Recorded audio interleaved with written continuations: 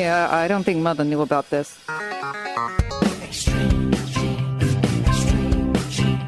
Uncle Marvin was strangled by his own beard.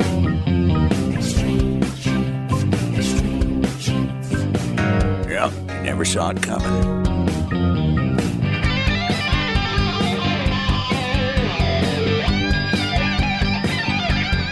And welcome, America, to America's Family History Show, Extreme Genes and ExtremeGenes.com. I am Fisher, your radio root sleuth, on the program where we shake your family tree and watch the nuts fall out. It is so great to have you. Got great guests again today. Diahan Southard's going to be here, your DNA guide, talking about this strange thing called endogamy. What does that mean? Why could that affect your DNA results? She will explain that, as well as some tips on dealing with mitochondrial DNA. So some good stuff coming up here in about 10 minutes. And then later in the show, Maureen Taylor, the photo detective, is back talking about metadata that you can now put on your digitized photographs. How can we make that go with the photos when some of these sites, in fact, almost all sites, don't accept that metadata along with the photo you post? So we're going to get the full explanation as to where things are going with this effort that's going on nationwide right now to move along metadata with your photos as you post them. Hey, if you haven't checked out our brand new squeaky clean Extreme Genes website, you got to do that. Find out about the courses I'm offering right now for genetic genealogy and DNA and for basic genealogy. And, of course, the full Extreme Genes archives now entirely searchable, so put in any keyword. It'll show you all the episodes that talk about that very thing. Right now, off to Boston, Massachusetts, where fresh back from his trip to Orlando, Florida, and those folks with the big ears, it's David Allen Lambert right here. On our stage. On our stage. How are you, kiddo? Hey, but you sound refreshed. Did you have a good time? I did when we avoided the hurricane that came up the coast. We got to fly out a little early. That could put a little damper on your plans. Just a little bit. Hey, we got a lot of news here today with our Family Histoire News. Let's start with this whole thing about Ancestry. They've picked up another major site, which is going to be really useful to us. Yeah, they've added to their own family. Genealogists is now part of it, which is a leading French genealogy company. It's a really big company. I met them at RootsTech a couple of years back, and they have records in 10 languages and over 25 countries they use. It's great stuff. Yeah, cela signifie que vous pouvez rechercher vos ancêtres français. Which means I went to Google Translate, and it means you can now research your French ancestors like never before. I will tell you that this is a great site. They have been doing research over there that we don't see much of unless you go to Genealogists, and it's going to be kept very much the same as it's been, except now Ancestry is going to be pouring in, of course, resources that they didn't have before. So this is a great thing for all of us with French ancestors. Well, in local news here in Massachusetts, North Andover Middle School students were inspired to clear the name of a lady who was accused of witchcraft in 1693. Wow. Elizabeth Johnson Jr. was never executed, Fish, but the students wanted to see her name cleared, and that inspired Massachusetts State Senator Diana DiZoglio to introduce legislation to actually clear Johnson's name from the records. This is really good. I love, first of all, that teachers are getting the kids involved to learn about history and learn about processes of government. And for a state senator to jump in and give them that experience, undoubtedly she's going to invite them down to the State House in Boston and show how all this process works. This is a really great thing. So congratulations to everybody involved. And what a great thing for Elizabeth Johnson, too, to have her situation revisited after all this time.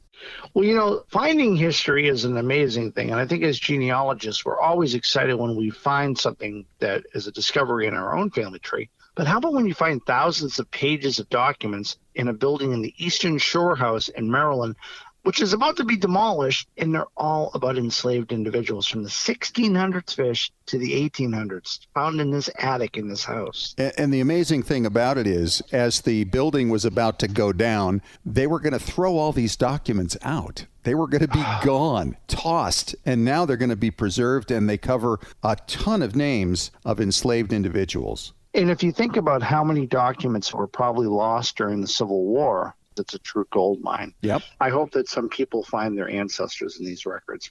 But they're now being preserved and kept locally. They weren't ever sold piecemeal on the auction block, which I think was the fear. Yes. You know, you never think about how old your grocery store trip is until you read news like this. This is a story I saw on archaeology.org, where 76,000-year-old bones were recovered at a large Neanderthal hunting camp in central Spain.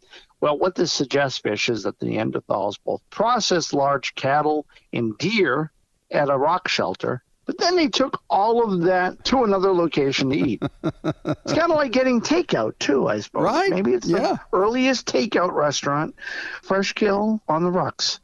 Absolutely. That's crazy. That's great. That's a great story. It is. The next story has me all a Twitter. Graves in England. Now, I love going to old cemeteries. As you know, I wrote that book on Massachusetts cemeteries. But 19,000 churchyards in England are going to be digitally mapped. The Church of England is launching a free website later next year that will list eventually every grave memorial and churchyard in the country. Now, I hope that includes memorials inside the church, too, because those are sometimes very valuable to have. Yes. With stained glass windows. But yeah, these ancient churches, probably covering from the time of the Norman conquest all the way down to probably people that were buried this past year. And that's great. If you think of 19,000 cemeteries and churchyards, right? How many millions of individuals that's going to include? Well, if you figure there's 1,000 in each one, is that a lot? Is that normal? I don't know. But that could be 19 million right there. Mm-hmm. So, I mean, even if it's a fraction of that, 5-6 million? Yeah. My grandpa's from England. I'm always happy when they find another relative for me. Even Absolutely. If they have to dig it up. Well, that's all I have from Beantown this week, but I do want to let you know that if you're not a member of American Ancestors, you can save $20 with the coupon code EXTREME on AmericanAncestors.org. Talk to you in a little bit. All right, David, thanks. Yeah, you'll be back for Ask Us Anything. And coming up next in 3 minutes, your DNA guide, Diahan Southard, is going to be joining us talking about endogamy and mitochondrial DNA. What do these things mean? What can you do with it? She'll explain. Coming up next on Extreme Genes, America's Family History Show.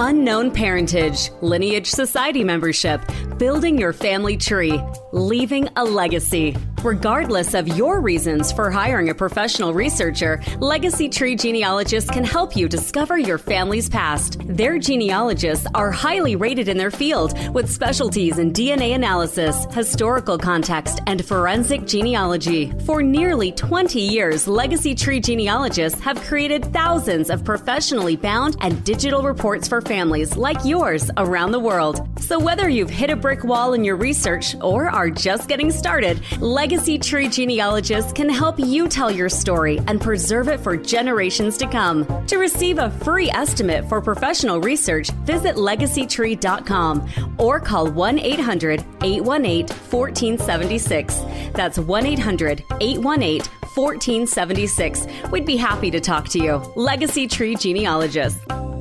Genies, Ancestry.com has just released an important new database, and it's free. It's the Freedmen's Bureau Bank Records and the Freedmen's Bureau Marriage Records. These records are a game changer for African American research. For the first time, searches for ancestors among these records can be done solely within these two databases, making discovery easier than ever before. Every name in these mostly post-Civil War records has been indexed. We're talking 3.5 million names, and they often include the names of parents, siblings, children, former slaveholders. They commonly provide ages, marriage information, and so much more. In some cases, you can read in their own words some of their stories as well as their post-emancipation ambitions and challenges. If you've been hesitant to seek out your African American ancestors because of the pre-1870 research challenges, now is the time to see what information is waiting for you right now for free. Only at Ancestry.com. Hey Genies, it's Fisher here, and my shiny new ExtremeGenes.com website has been described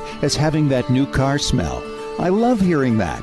Having been with you for over 8 years now, it felt like time to help out listeners and followers who need to know the basics of genealogical research, as well as how to understand your DNA test results, and to be able to put them to work for you, breaking down brick walls, identifying birth parents, locating new cousins who may have photos and information that can't be found anywhere else, and verifying your paper trails. Yes, DNA can do all that, and I can show you how. Check out the all-new ExtremeGenes.com website and download the free Genealogy Strategy Roadmap and the free DNA Starter Guide. Then, if you like what you see, you can take those next steps to sign up for the video courses that you can watch at your leisure. I'll take you through all the basics, step by step. Find out more now at ExtremeGenes.com.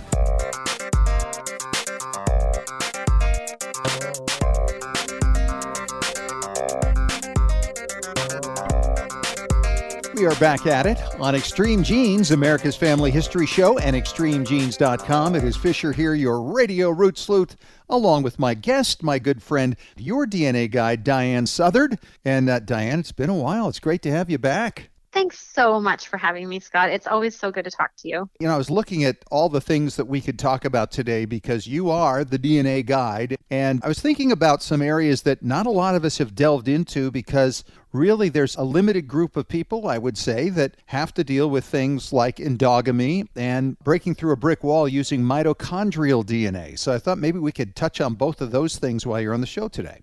Absolutely. And in fact, the more I've been looking into endogamy, I'm getting ready to launch a course on it. Sweet. There's actually a lot more people fighting endogamy than I thought. So Really? I think it might be more common, than we give it credit for. Well, to start it out, for people who aren't familiar with it, talk about what endogamy is. Right. So the first thing you have to do is understand the difference between endogamy and what I'm just calling multiple relationships. So if you have your grandparents were first cousins, they married each other, that's just multiple relationships. So you're going to have multiple relationships to people in that family. Okay. That's one thing. That's totally separate than endogamy, which is the process of people marrying within the same culture or family generation after generation after generation. Yes. So it's really about how many times it's happened. So Is there a number with that? No, not officially, but it's kind of like if it's just been kind of one or two times in the last few generations, I would consider that multiple relationships. If this is a pattern that's been going on in your family for several generations, then it's going to be endogamy. Sure. And it's really kind of treated a little differently, isn't it? Because the closer relationships, it's easier to break down, but you start going back like in the hills of Kentucky or perhaps in Jewish communities around the world, a lot of intermarriage going on for long periods of time. Absolutely. And you kind of hit the nail on the head, right? If it happened recently, you can kind of deal with it. You can figure it out. You can see how the DNA is reflecting those relationships. But when it's endogamy, the DNA just gets really complicated. It's really mixed up.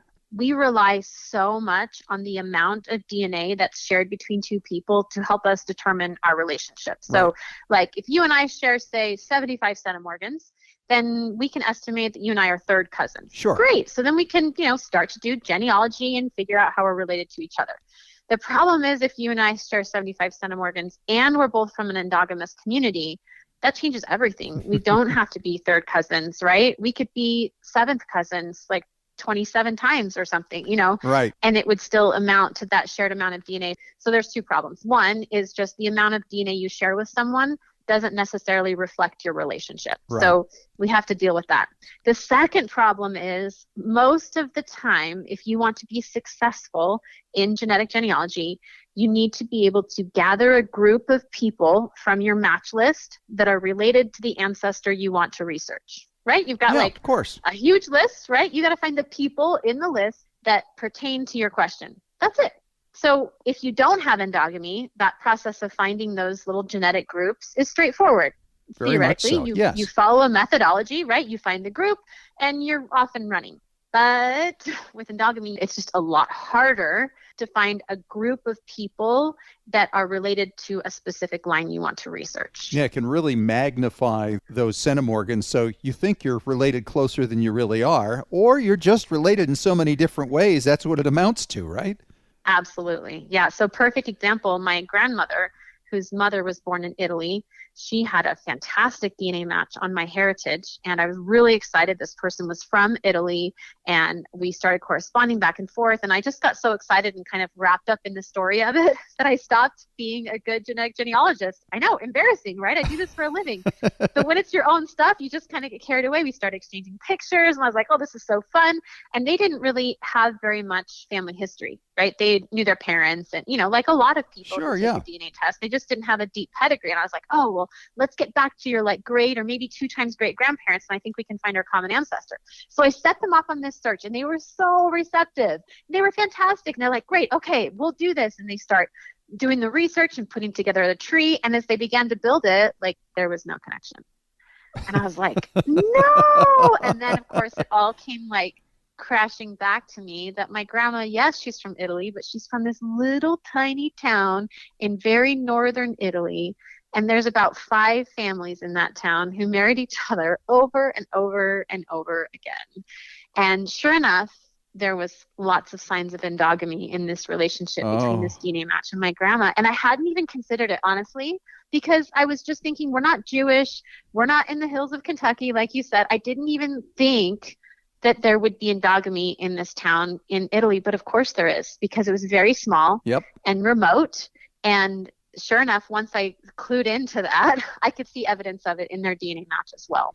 Boy, and that changes the game, doesn't it? I'm sure a lot of people run into that. They're not expecting it, and suddenly, now what do we do? And trying to break that down, because really, what is your relationship to that person? You do share this many centimorgans of DNA, but your relationship isn't third cousin or second cousin. It's many different things all added up. Absolutely. Yes. Like I said, it's really complicated. But I think one takeaway tip for your listeners, if you do have endogamy or you suspect you have it, the way you can tell is really, honestly, by doing genealogy, just like I said. So I thought this person was my grandma's second cousin. We got back to those great grandparents. There weren't any that were the same. So if you get back to that generation where you think you connect and you don't, there's something wrong, right? So either you've miscalculated, you've done family history incorrectly. So what you need to do is go into your DNA match and look and see. So you can only see in MyHeritage or 23andMe or Family Tree DNA. You need a chromosome browser to be able to see it. And anybody who follows me knows that I do not advocate chromosome browsers. I'm never like, you have to have this. But in this situation for endogamy, it's essential, because you need to be able to go in and look at the pieces of DNA that you share with your match. And then you only count those pieces that are higher than 20 centimorgans. Or if you're feeling very generous, higher than 15. But that's it. You don't count any of the others, because the other segments are most likely there because of that shared population and not because of a recent common ancestor. Wow. So with this match from my grandma, she was sharing 170 or something like that centimorgans with this match, right? Yeah. I went in and counted. Guess how many were over 15? 35. 35 centimorgans. Mm-hmm. Okay. So they're probably fourth cousins of some kind.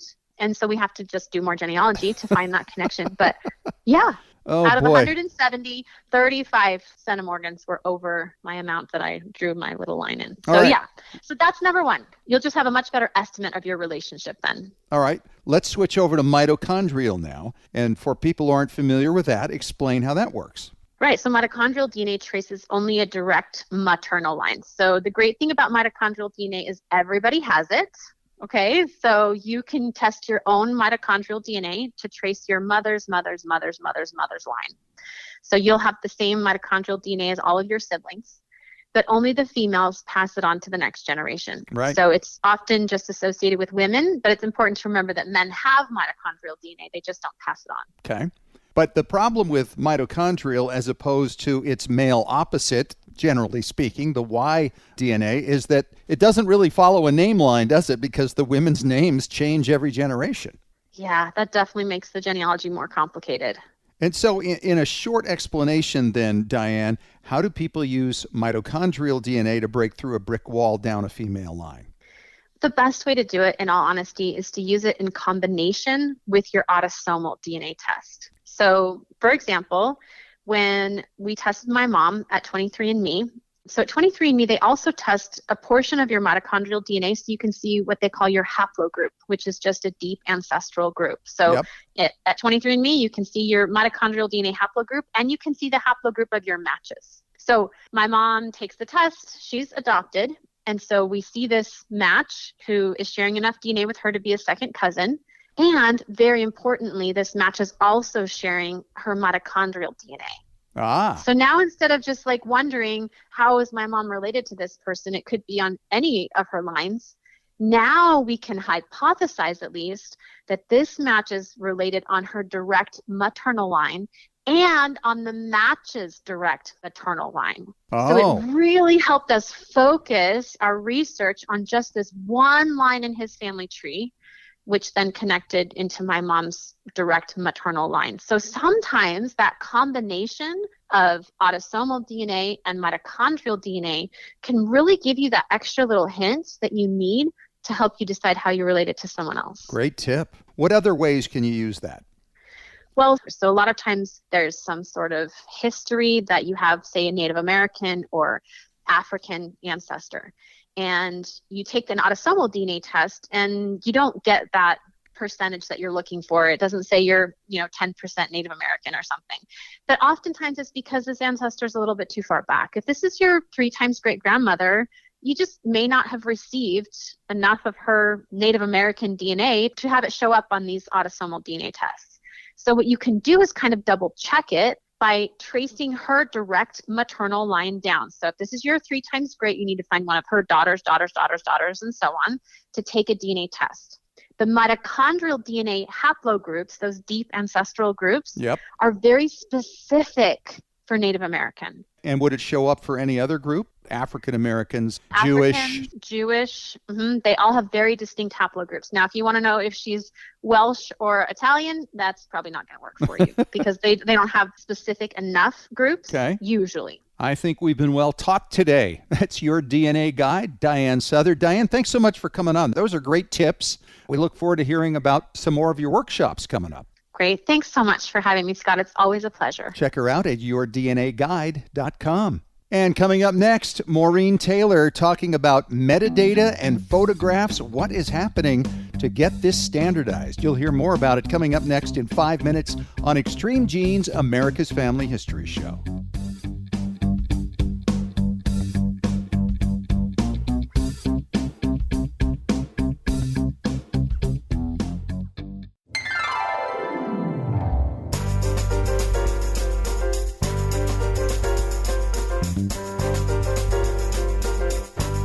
You know, it's been way too long since we last talked photos on Extreme Genes, America's Family History Show, and extremegenes.com. It is Fisher here, your radio root sleuth, and my pleasure and joy always to talk to my friend, the photo detective Maureen Taylor out of Rhode Island. And Maureen, welcome back to the show. Thanks, Scott. Thanks for having me. So you're part of this new group, this metadata working group, Family History Metadata Working Group, working with Chris and Nancy Desmond and many others. Fill us in, first of all, on what's going on with that, because when last we left our heroes, we were seeing standardization as the target for metadata in photographs, meaning that you can actually take the information about the photo and have it travel with the picture. Right. So all the major image formats, JPEG, TIFF, that Apple format, HEIF, PNG, RAW, etc., allow you to add metadata, to embed it in the image. The problem is many sites ignore that metadata. Some take it out and some override it. So while you're thinking, I've done all this work on my family history photos and I'm going to embed all this metadata, then I'm going to upload it to this site and I'm going to upload it to that site and I'm going to share it this way. And all that information that I spent all that time doing is still going to be there. The problem is it isn't. Yeah. It mostly isn't. And that's kind of been the way it's been since the start of the digital era, really, right? Pretty much. So is there progress being made in this area to try to get this standardization going between all these companies? And how does this work? So the Family History Metadata Working Group, of which I'm now a part of the group, we meet every other week. And we have a list of companies that we're, I don't want to say targeting in a negative way, but sort of educating about what we're trying to do and why it's important and how we can come up with a set of standards so that when you put your images up various places, you'll still be able to access that information. You'll be able to read it, write it, edit it, and export it, which doesn't always happen. So let's take, for an example, Google Photos. A lot of people use Google Photos. Yes. You've added information to the digital file on your computer, such as, so metadata is things like the caption, the location, the dates, the names of the people. You upload that picture to Google Photos, and guess what? You can't read what you've embedded, which means you can't share it either. Wow. Same is true for the major parties of Ancestry.com, Family Search, and MyHeritage. Wow. You can add images, but support for embedded metadata is very limited. And so we're in conversations with all these major companies to talk about, well, can't we come to some consensus? And the progress, as you mentioned, there has been some progress, which is last year we met and came up with a list of standards, sort of fields that we'd like to see be transportable from one site to another. And now we're trying to get sites to add that code to what they do. So is there resistance to the idea of moving metadata with the photos? It's just, I think, not a major priority. The bigger sites have other things on their agenda. So if you do something else, you can't do this as well? You know, that part I don't know. I mean, I'm not going to cast dispersions on all these big sites because they're all great and we use them. But from a photo perspective, and as the photo detective, I would really, really love to see these standards across all the platforms. I think all of us would. I mean, let's face it. Yeah, If we're going to the trouble, for instance, of going through and colorizing, say, on MyHeritage, or cleaning up a picture, and then you're adding all this detail and you throw it up there, and now you've lost all the context. That's a major loss. Exactly. It's huge. And I've experienced it firsthand. I've embedded all this data in a collection and then found out that I couldn't look at all the data. So I had to do it again or again and again, depending on what platform I was using. So right now, if you embed metadata in an image in Adobe Lightroom, you can view it and read it and do all the stuff with it. You can do the same thing with Memory Web. You can do the same thing with ViviPix. And I believe Forever. I know that Permanent is working on the standards as well. And these are all really great companies and really forward-thinking people, having interacted with all of them over the years. But we really need one big win, don't we? We need one big win. One big one. We need this information to be portable, to be transferable, so that when we upload it, imagine what the future could be. You put your images on one site, then you want to put them on another site, then you want to put them in another site, and you want to share all these things in these different platforms with various family members. Imagine that it's seamless, that everything can be read and shared, and you don't have to do it over and over again. Right.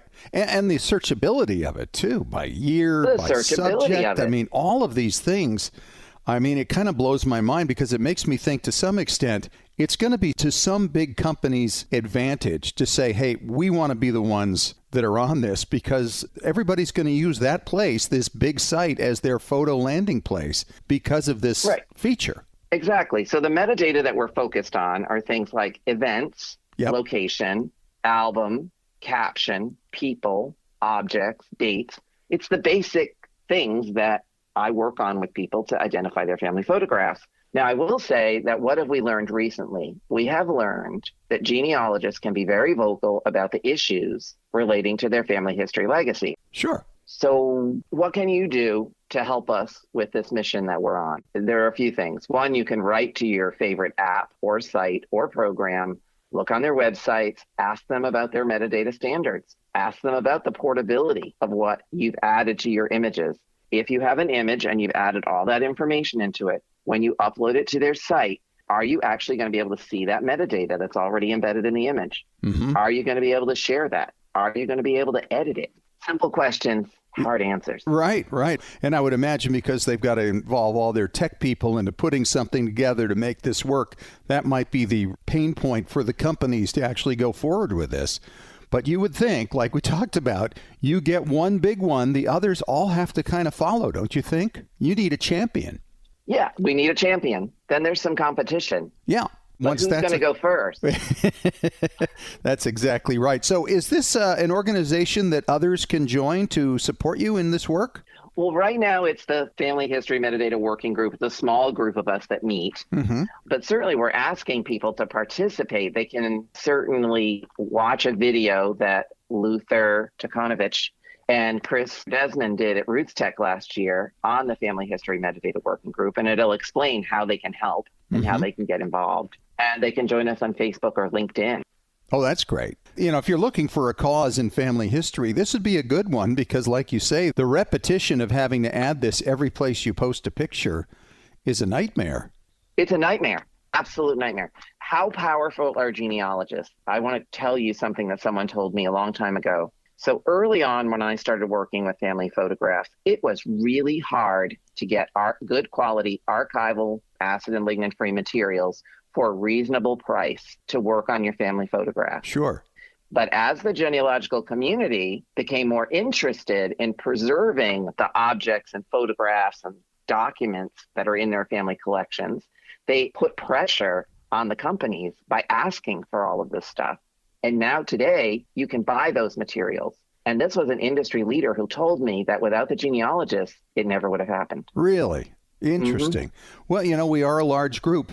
I think there's an awful lot of potential here, and it's worth coming around to periodically to check back in and see how things are going, because when that day comes that you get that one champion, I think that's a game changer because everybody else ultimately has to fall into place. Yeah. So once again, if people want to get in touch with the Family History Metadata Working Group, where do they go? They can join us on Facebook or LinkedIn. We have a website called fhmwg.org.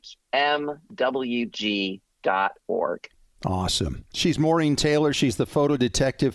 Maureen, thanks so much, and keep us up to speed on what's happening. We really need this change to happen, Scott. Thank you so much for having me on Extreme Genes. You betcha. And coming up next, David Allen Lambert returns for another round of Ask Us Anything on Extreme Genes, America's Family History Show.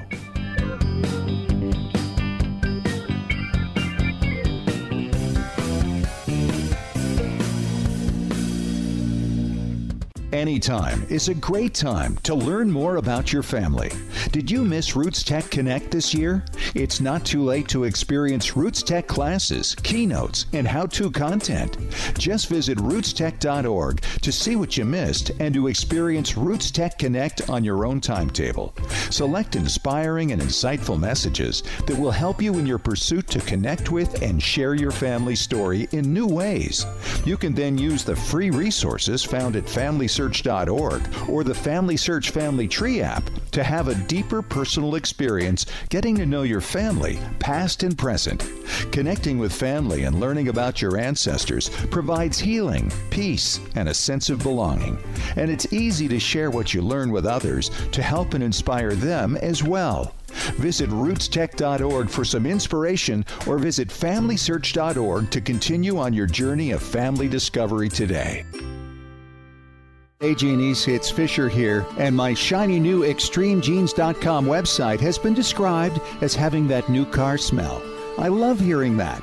Having been with you for over 8 years now, it felt like time to help out listeners and followers who need to know the basics of genealogical research, as well as how to understand your DNA test results, and to be able to put them to work for you, breaking down brick walls, identifying birth parents, locating new cousins who may have photos and information that can't be found anywhere else, and verifying your paper trails.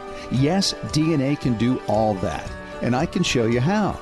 Check out the all-new ExtremeGenes.com website and download the free Genealogy Strategy Roadmap and the free DNA Starter Guide. Then, if you like what you see, you can take those next steps to sign up for the video courses that you can watch at your leisure. I'll take you through all the basics, step by step. Find out more now at ExtremeGenes.com. Unknown parentage, lineage society membership, building your family tree, leaving a legacy. Regardless of your reasons for hiring a professional researcher, Legacy Tree Genealogists can help you discover your family's past. Their genealogists are highly rated in their field with specialties in DNA analysis, historical context, and forensic genealogy. For nearly 20 years, Legacy Tree Genealogists have created thousands of professionally bound and digital reports for families like yours around the world. So whether you've hit a brick wall in your research or are just getting started, Legacy Legacy Tree Genealogists can help you tell your story and preserve it for generations to come. To receive a free estimate for professional research, visit legacytree.com or call 1-800-818-1476. That's 1-800-818-1476. We'd be happy to talk to you. Legacy Tree Genealogists.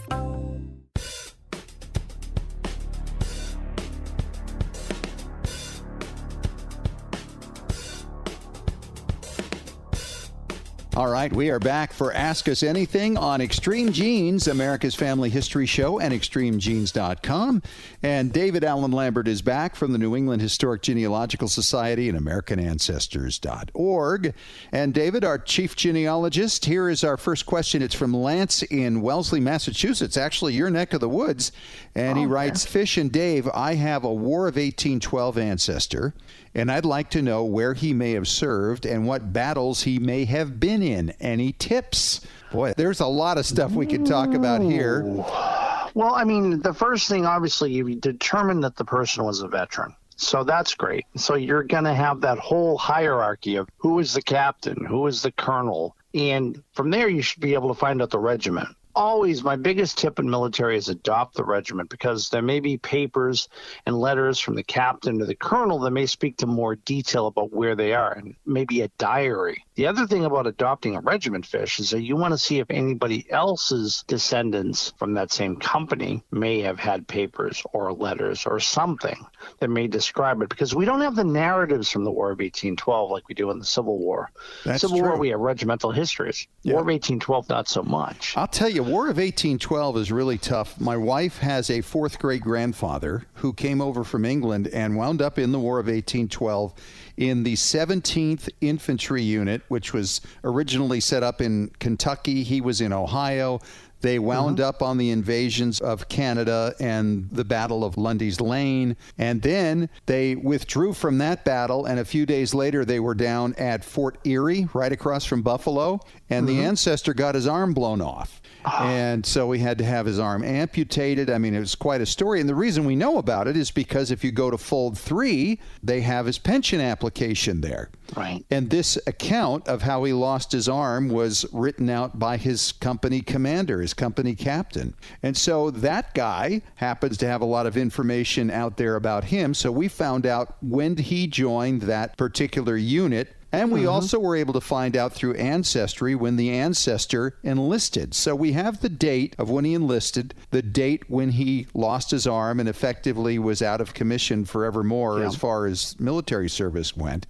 And then when this particular commander came into play. Well, by following his record, because he was an officer, there's a lot more stuff about him. We can follow where his company went. And that's how I learned that he was in the Battle of Lundy's Lane, which was the bloodiest battle of the War of 1812. Well, you know, it was just a year ago that I found out that my third great grandfather, who somebody put on Ancestry, he wasn't a very tall man. And I'm like, wasn't a tall man? How would they know how tall he was? Well, he was 5'4". He was an artificer for the U.S. Light Artillery and was at the Battle of Plattsburgh, which was the last battle of invasion in New York until September 11, 2001, when we were attacked. So one thing I want to tell Lance and anybody else out there, if you're a guy and you want to join the General Society of the War of 1812, join Massachusetts, even if your ancestor didn't serve there, or even if you don't live here. We have an offer, life membership for $125. Oh, nice. So, yeah. One last thought on this whole thing. Create a timeline, not only for your person, but also for the officers he served under, and then research that officer, as David mentioned, because you can often find out more about what they did, because there's usually a lot written about the officers, but not necessarily the enlisted men. And the other thing is look up the soldiers that your ancestor served with. Look and see if they had a pension. Maybe your ancestor didn't get a pension, didn't live long enough. And the other thing, go to Family Search on their wiki for the United States in the War of 1812, and you'll find all sorts of amazing links. Isn't that great? So there's a ton of stuff out there, Lance, so go get it, and good luck. The War of 1812 is kind of an odd one because most of us don't know a heck of a lot about it. So thanks for the question, Lance, and we've got another one coming up when we return for Ask Us Anything on Extreme Genes, America's Family History Show.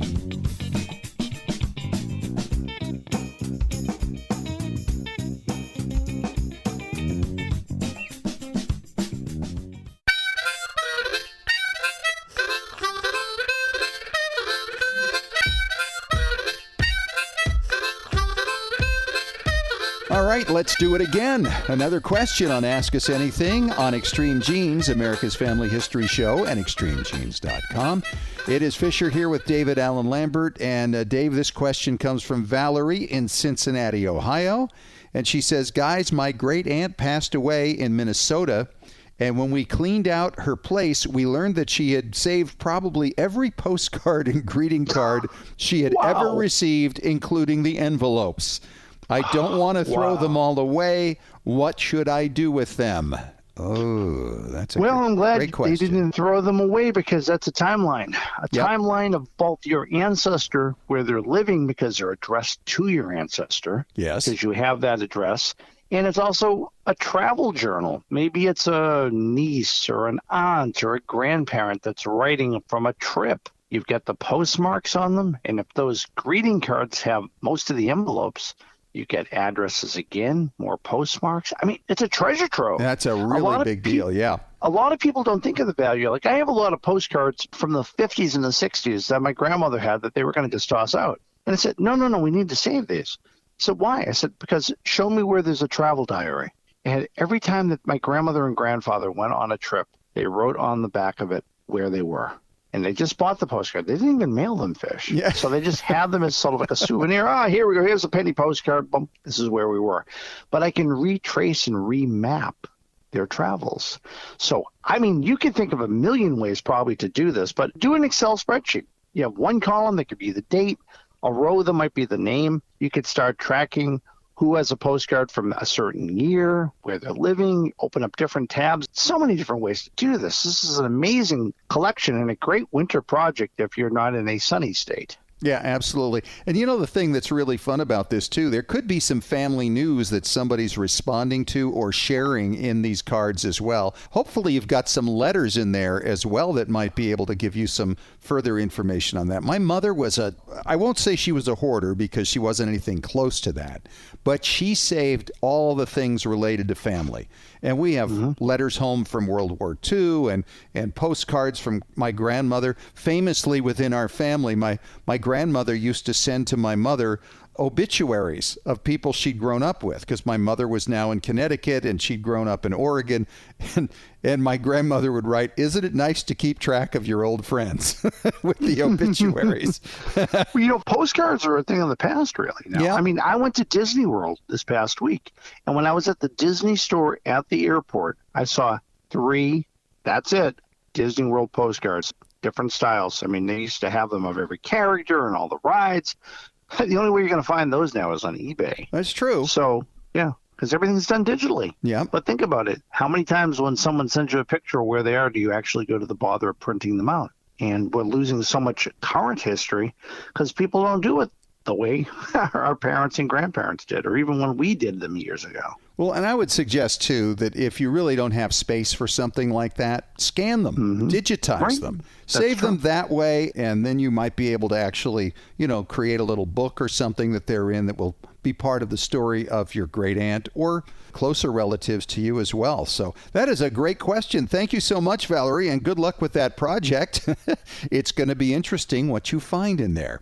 And of course, if you have a question for Ask Us Anything, you can always email us at the strangest location, askusanything@extremegenes.com. David, thanks so much. Great to talk to you again, bud.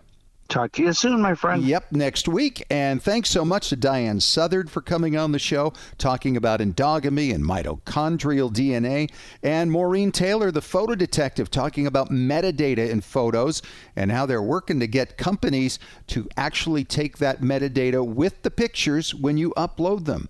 Hey, if you missed any of it, want to catch it again, it's easy to do. Just catch the podcast on Apple Media, iHeartRadio, Spotify, and TuneIn Radio, and of course, extremegenes.com.